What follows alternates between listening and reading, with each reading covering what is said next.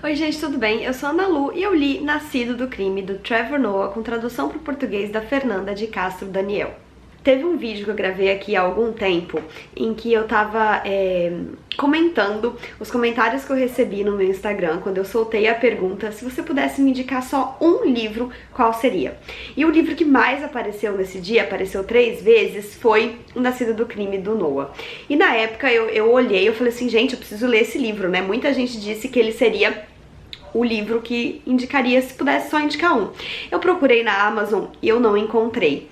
E daí eu comentei sobre isso nos stories e eu descobri então que esse livro tinha sido lançado pela tag Inéditos, mas ainda não tinha sido lançado para o público geral, embora já tivesse um tempinho aí que ele tinha sido lançado pela tag Inéditos. Até imaginei que ele não seria lançado e pensei que isso seria uma perda muito grande, porque tinha cara de que era um livro bastante bom. A minha amiga Tari, do Literatura TV, muito gentilmente viu eu falando sobre isso nos stories e disse que ela tinha recebido 2 por engano da tag Inéditos e que eles tinham falado pra ela ficar com esse que ela tinha recebido a mais e dar de presente quando ela sentisse de dar. E aí essas histórias se casaram, ela não só me mandou o livro de presente, como a gente leu juntas, a gente esperava uma hora do dia pra ler, a gente comentava o livro e foi muito legal ler com ela. Esse livro é realmente muito bom e o mais legal de tudo é que pouco tempo depois que eu terminei, ele saiu, sim, pela editora Verus. Foi a Verus que lançou ele em conjunto com a tag. E ele saiu agora pro público geral. Eu já até comprei um pra dar de presente pra uma outra amiga. Então eu tô muito feliz de fazer esse vídeo num momento em que vocês podem ficar curiosos por esse livro e adquiri-lo, porque ele já existe. E vamos conversar um pouquinho sobre ele então. Bom, eu não sei se vocês já ouviram falar desse livro, eu já tinha ouvido falar dele antes das pessoas me recomendarem e eu tinha ficado interessada na história porque o título Nascido do Crime vem do fato de que o Trevor Noah, que é enfim, a pessoa que escreve esse livro, ele é uma autobiografia, não sei se vocês já sabem, ele conta a história dele, que é uma criança, que foi uma criança mestiça no meio do apartheid. Então ele nasceu na África do Sul e na época do apartheid os relacionamentos interraciais eram proibidos, de modo que ele nasceu sendo um crime porque ele tinha mãe negra e pai branco. O Trevor Noah, talvez vocês conheçam ele de outros lugares que não da literatura, mas é porque ele é um comediante famoso. E isso acaba transparecendo muito no livro, que é o jeito dele contar a história. É uma história, obviamente, bastante pesada, cheia de racismo, cheia de problemas estruturais, mas que é contada com muita leveza e muita graça. Não tinha como, assim, o jeito dele contar as coisas, tinha hora que a história era muito triste, mas você tava rindo. E eu achei isso incrível na literatura dele, eu queria que ele contasse muitas e muitas outras histórias. E o que é muito legal aqui, que transparece no livro todo, é que, ok, é um livro sobre uma criança que cresceu no apartheid, sendo considerada um crime. Mas a gente acaba tendo aqui também um romance de formação. O livro ele não é linear, o Noah vai e volta nas histórias, então tem momentos em que ele apresenta uma história de quando ele é adulto, momentos em que ele retorna pra infância, mas mesmo assim, enquanto a gente vai costurando essa história, a gente percebe um menino crescendo e se descobrindo no mundo. A dedicatória do livro é pra mãe dele, ele coloca pra minha mãe que me fez um homem, e a mãe dele é realmente uma pessoa incrível, de muita garra e que aparece o tempo todo na história. A gente percebe essa influência que ela tem na criação dele, a gente percebe o quanto ela foi forte e o que ela quis trazer pro crescimento do filho. Então ela fala que sim, ele era negro, né, ele era mestiço, então ele entre os brancos ele era negro, entre os negros talvez ele fosse branco, mas ela não queria que ele vivesse essa limitação. Então ela diz que sim, o filho dela ia crescer sabendo que era negro, mas ele não ia crescer sabendo que ele não podia fazer tal coisa porque ele era negro. E o Noah até comenta que isso em determinados momentos pode ter trazido um pouco de dificuldade pra vida dele, porque ele simplesmente achava que ele podia fazer as coisas. Mas é aquela coisa do, sem saber que era impossível, foi lá e fez. Ele nunca se diminuiu por causa disso. E às vezes, sim, ele tentava se colocar em lugares que não eram pra ele, mas isso foi importante pra construção dele como pessoa, pra essa fibra e essa coragem que ele tem.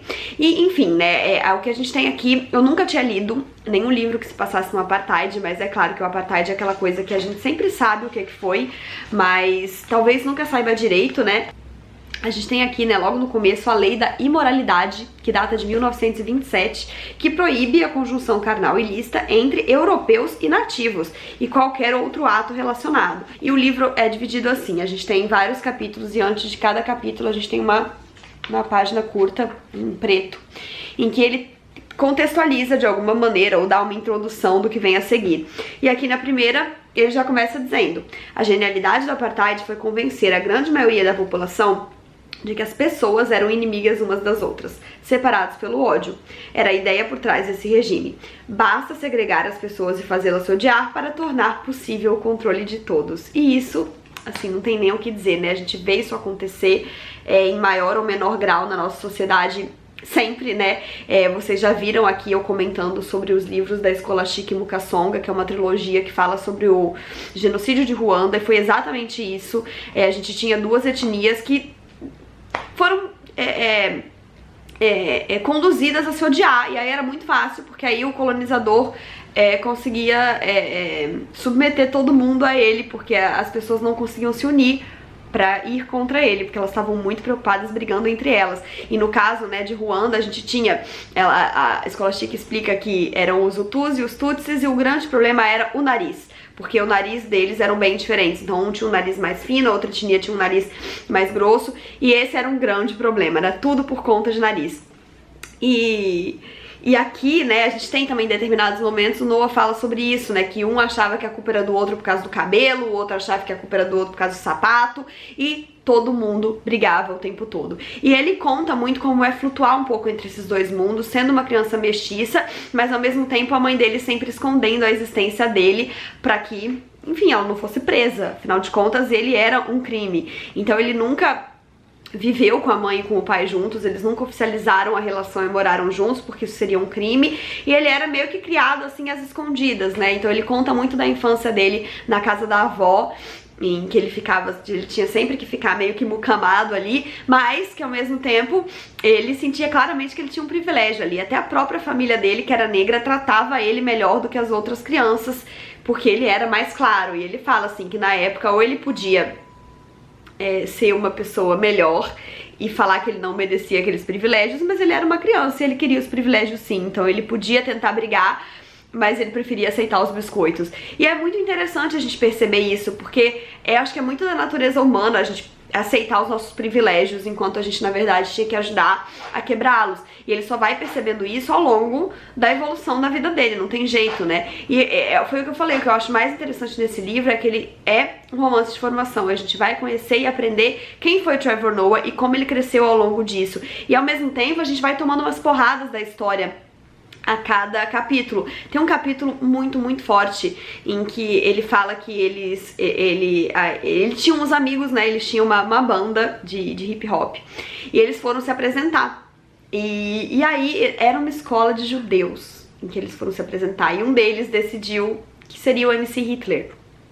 E aí eles ficaram, né? Vai Hitler, numa escola de judeus. E aí todo mundo ficou chocado, as professoras expulsaram eles e eles não entenderam o que tinha acontecido. E aí ele conta, né, que a África do Sul, assim, eles viam Hitler como um grande general, porque por causa do Hitler, o Ocidente precisou da ajuda dos negros na guerra. Então se o Ocidente tinha precisado deles, é porque a coisa estava muito feia. E Hitler devia ser incrível. Então eles davam o nome de Hitler para cachorros ferozes, eles davam o nome de... enfim. E eles não entenderam o porquê daquela comoção toda. E aí esse capítulo tanto fala, né, que os alemães estudam incansavelmente na escola o Holocausto, enquanto as crianças na África do Sul mal escutam falar sobre o Apartheid, porque eles não querem de jeito nenhum deixar os negros com raiva. Enfim, eles não querem, né, que os professores afrontem essas crianças a ponto delas pensarem numa reparação histórica. E ele fala que o mundo ignora tanto o que acontece com eles e espera sempre que o foco seja as suas próprias tragédias. Então o que ele quer dizer com isso? Eles não conheciam a história de Hitler, eles não tinham obrigação de conhecer, porque o Ocidente acha que as suas tragédias são as únicas que importam. E ele fala, né, se perguntasse pra qualquer africaner, se você pudesse voltar muitos anos e escolher alguém para não nascer, eles têm muitos ditadores piores na história deles e, tipo, eles estão cagando pra Hitler, sinceramente. E aí eu pensei, meu Deus, realmente isso faz todo sentido, porque a gente, né, é condicionado a um ponto que Hitler é a pior figura que existiu. Mas outros povos tiveram as suas próprias tretas e consideram outras pessoas muito piores. Isso é mais do que justo, né? A gente é muito muito abusado de achar que a nossa história é a única. E assim, a nossa história eu digo com muitas aspas, porque no fim das contas, né, a história do Hitler ser o grande vilão é totalmente eurocêntrica. A gente aqui na América Latina, a gente com certeza tem outros vilões, que eu não diria piores, mas a gente também tem os nossos, né? E é impressionante como o eurocentrismo faz com que a criação de um grande vilão deles seja o grande vilão do mundo inteiro. E aqui, pelo amor de Deus, eu não estou falando que Hitler não é um vilão, porque ele obviamente mas vale essa reflexão, né? Ele nunca, jamais foi o único e nem necessariamente o pior, porque cada povo vive a sua atrocidade de uma maneira, o que significa que não existe o pior e o menos pior. A diferença é qual é o povo que está sendo atacado, né? E, sei lá, foi uma coisa que eu nunca tinha pensado. E eu fiquei... E é por isso que eu acho que esse livro é tão bom, porque além dele ser gostoso de ler, ele traz um monte de reflexões e você sente que saiu melhor dele do que quando entrou. Pelo menos que você aprendeu um pouco mais da vida ou de um episódio histórico. Ó, meu livro tá cheio de flags. Foi uma leitura que eu achei sensacional e, como eu disse pra vocês, já foi um livro que eu dei de presente. E com certeza vai ser um livro que eu ainda vou dar mais de presente, porque... enfim, aqui atrás diz: a história impressionante, inspiradora e divertida da infância e juventude de um dos maiores comediantes da atualidade, ambientada durante os anos finais do apartheid e os dias tumultuosos de liberdade que se seguiram. É realmente uma história inspiradora e divertida e que eu acho que faz aí bastante diferença. Eu acho que é um livro também que funciona para adolescentes lerem na escola quando estiverem estudando sobre o apartheid. Eu lembro que eu estudei muito en passant sobre isso. Curiosamente, eu tenho outro livro aqui na minha estante, que se passa no apartheid, mas aí é de ficção e que eu também tô bastante curiosa pra ler. E é isso, gente. Eu espero que vocês tenham gostado desse vídeo. Não esqueçam de se inscrever no canal se ainda não forem inscritos, deixarem um joinha se curtiram, porque isso ajuda muito o canal a crescer. Um beijo e até a próxima. Tchau!